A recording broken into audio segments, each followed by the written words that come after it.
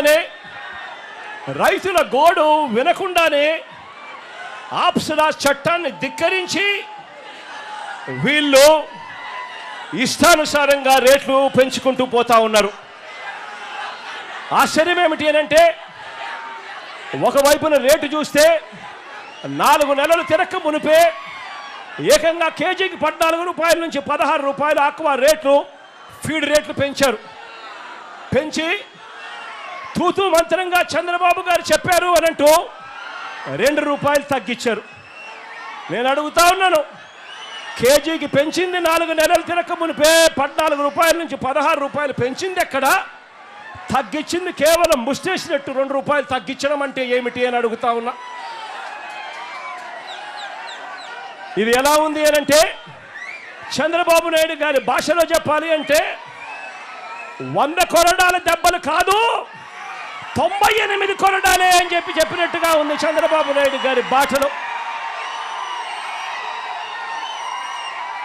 నేను అడుగుతా ఉన్నాను, ఈరోజు ఆక్వా పంటలో ఫీడ్ ఖర్చు 60% కేవలం ఫీడ్ ఖర్చే ఈరోజు ఆక్వా పంటలో అవుతుంది.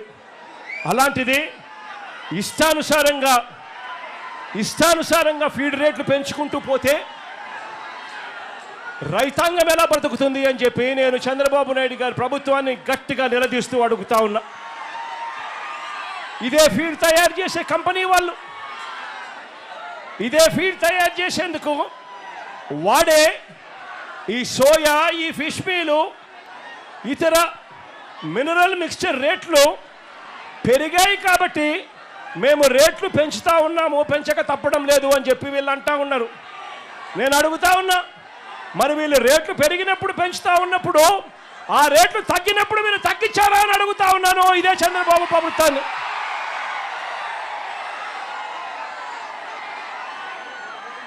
రేట్లు పెంచడానికి ఒక హేతుబద్ధత అనేది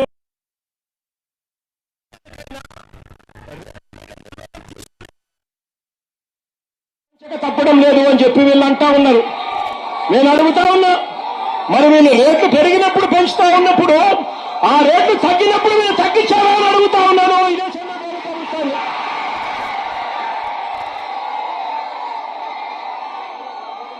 రేట్లు పెంచడానికి హేతుబద్ధత అనేది ఉండాలి.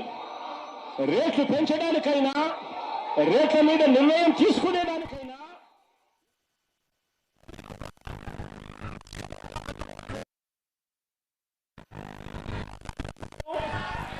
అలాంటి పరిస్థితి అప్పుడు మాత్రమే రేట్లకు సంబంధించిన రివ్యూ జరగాలి.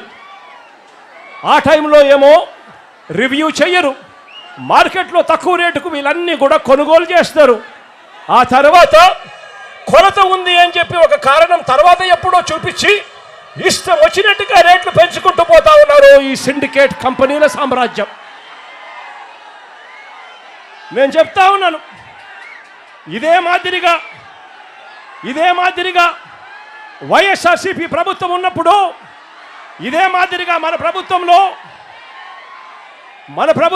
5 సంవత్సరాలలో 3 సార్లు కంపెనీలు ఇదే మాదిరిగా ఫీడ్ ధరలు పెంచితే, కంపెనీలు పెంచితే ఆప్సడా ద్వారా సీఎం ముఖ్యమంత్రిగా నేతృత్వంలోనే ఏకంగా రేట్లు పూర్తిగా తగ్గించిన కార్యక్రమం జరిగింది అని అంటే అది వైఎస్ఆర్సీపీ ప్రభుత్వంలోనే అని చెప్పి కూడా గర్వంగా చెప్తా ఉన్నాను. 3 సార్లు కంపెనీలు పెంచిన ఫీడ్ ధరలను వెనక్కి తీసుకునేలా చేశాము అని చెప్పి కూడా ఈ సందర్భంగా రైతులపై వైఎస్ఆర్సీపీ ప్రభుత్వానికి ఉన్న ప్రేమను చాటు చెబుతూ మన ప్రభుత్వం వైఎస్ఆర్సీపీ ప్రభుత్వంలో ఆ ధరలే సాక్ష్యమని కూడా చెప్తా ఉన్నాను.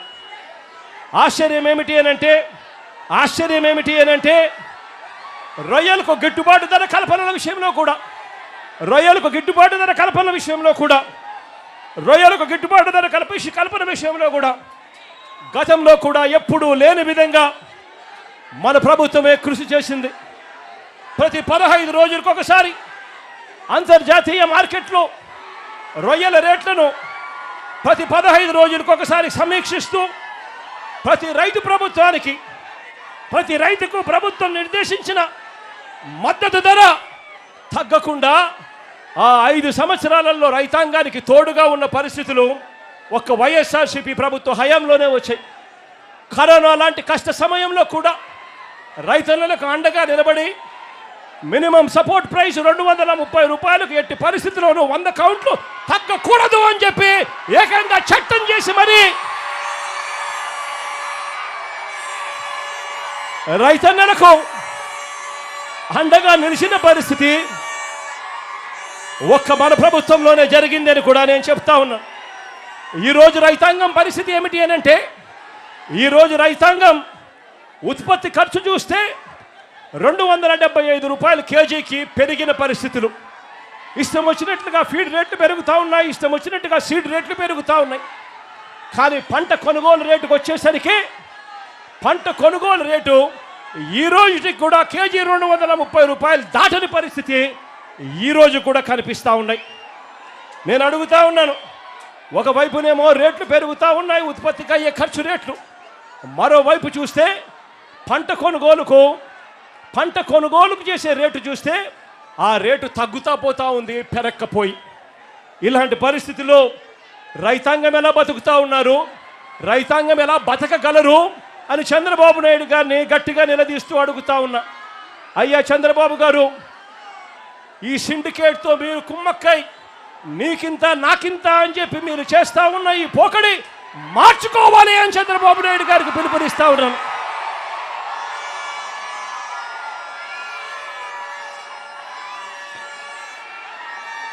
ఆక్వా రంగంలో ఉన్న రైతాంగం సంక్షోభం అన్నది ఎప్పుడూ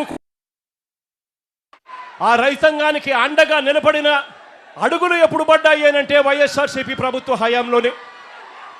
అంతవరకు ఎప్పుడు చూడని విధంగా, గతంలో ఎప్పుడు జరగని విధంగా ₹1.5కే కరెంట్ ఇచ్చిన ప్రభుత్వం ఏదైనా ఉంది అని అంటే అది వైఎస్ఆర్సీపీ ప్రభుత్వమే అని చెప్పి కూడా గర్వంగా నేను చెప్పగలుగుతా. ఏకంగా వైఎస్ఆర్సీపీ ప్రభుత్వ హయాంలో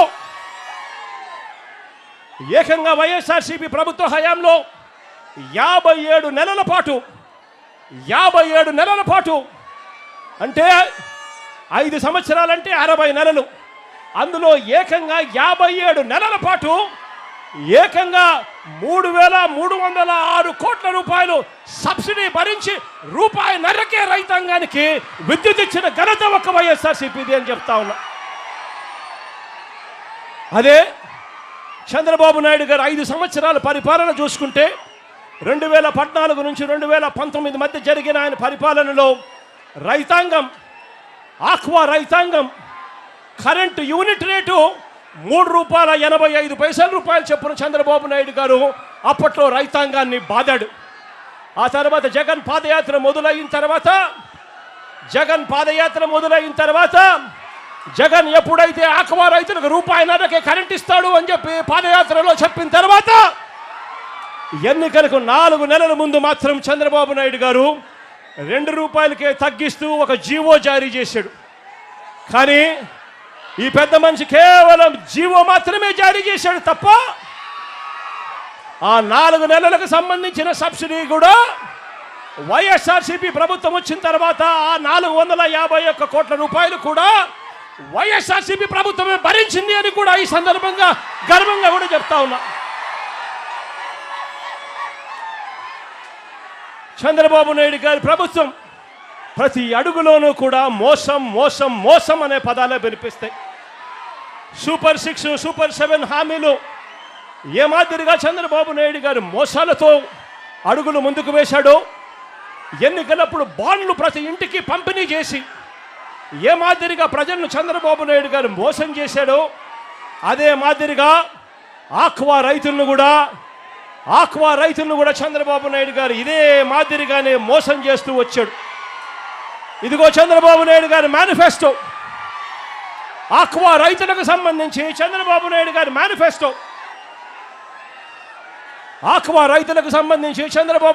మేనిఫెస్టో. చంద్రబాబు నాయుడు గారు చెప్పాడు, అవసరమైన జిల్లాలలో 5,000 టన్నుల కోల్డ్ స్టోరేజ్ అన్నాడు. కట్టాడా అని అడుగుతా ఉన్నాను.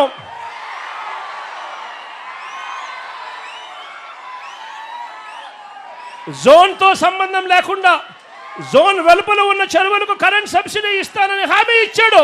మరి ఇచ్చాడా అని అడుగుతా ఉన్నాను చంద్రబాబు నాయుడు గారు. ట్రాన్స్ఫార్మర్ ధరలు తగ్గిస్తానన్నాడు, తగ్గించాడా అని అడుగుతా ఉన్నాను.